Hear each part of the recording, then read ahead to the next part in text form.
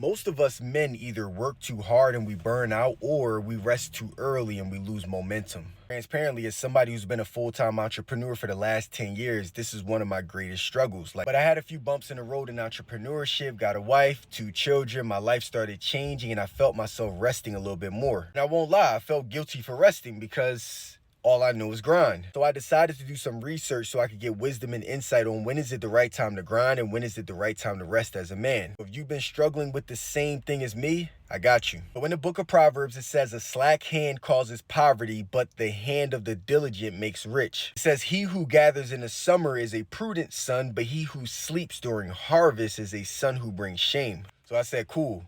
What does all that mean? So what I like to do is break down the Hebrew meanings of words so I can understand the origin of what it meant and how I can apply it today. So the Hebrew word for slack, which is pronounced ramia, stands for negligence, carelessness, laziness. And then the Hebrew word for diligent, which I believe is pronounced charut, stands for hardworking, disciplined, consistent. And then probably one of my favorite words, which is prudent.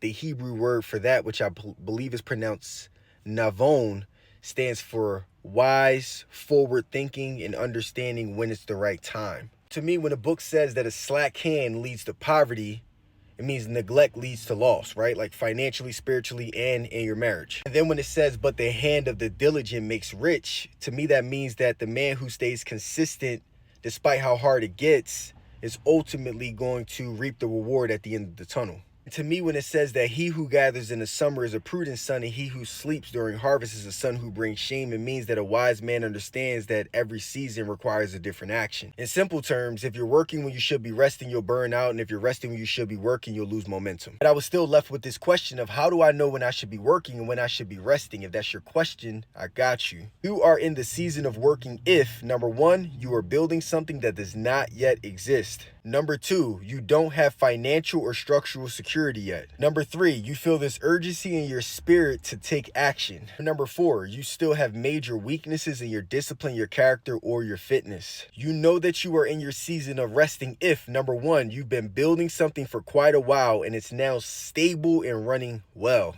Number 2, you've been feeling burnout or exhaustion from a long season of grinding. Number 3, you're beginning to see the fruits from your labor and now it's time to start enjoying it. Or number 4, God is clearly showing you signs to slow down and refocus your vision. Resting is not quitting, it's just refueling for the next mission. Slow is smooth, smooth is fast. If you continue to move with discipline, patience, and wisdom and mind your business, your season